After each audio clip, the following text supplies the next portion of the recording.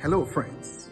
Welcome back. I'm so glad that you could join us for us to continue this journey together. I am being blessed, and I believe that you are also being blessed. So far, we are working on the Word of God. We are studying the Word of God.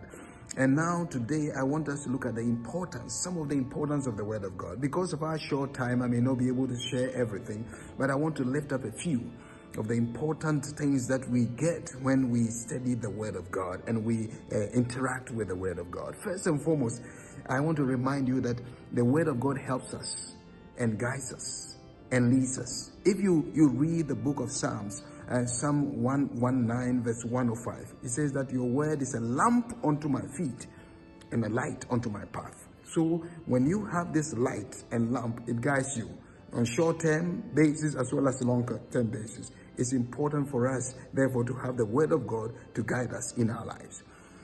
Secondly, it is important for us to know that the Word of God grants us the ability to discern.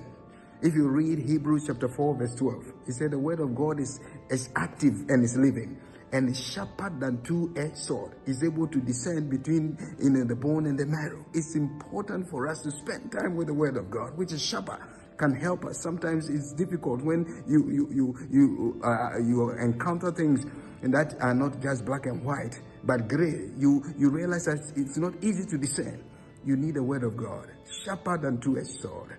That is very important. Apart from that, the Word of God also helps us to equip the saints of God and to be inspired by God. 2 Timothy chapter 3, 16 and 17.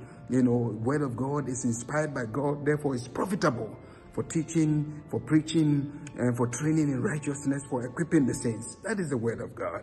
I also want to lift up that, all of us have some enemies, the enemy of our soul. It is the Word of God that gives us the ability to be able to fight and defeat the enemy. In fact, if you read Ephesians chapter 6, where Paul talks about the armor of God, 10 to 18, it talks about the armor of God, that we have the helmet of salvation and all those things that we wear to be able to fight the enemy. But if you read it carefully, you realize that almost all the things that we wear are for defense purposes. The only offensive weapon we have as the children of God is the Word of God.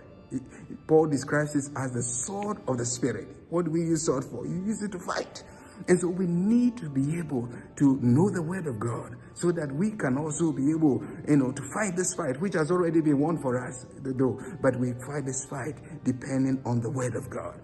And I also want us to note that the Word of God helps all of us to be able and to walk the Christian journey. Sometimes it's not easy. When we have the Word of God, it enables us to be able to walk this Christian journey. And so as we go through this period of Lent, just remember that temptation will come. But even with temptation, you need the Word of God to overcome. Just remember that sometimes you don't have things very clear. You need discernment, and the Word of God helps you. Just remember that sometimes you need to navigate through things. You need guidance, and the Word of God will provide that guidance. Just remember that you need to be equipped and also equip others. And it's the Word of God that helps us to be able to equip ourselves. May this Word be a lamp unto your feet and a light unto your path.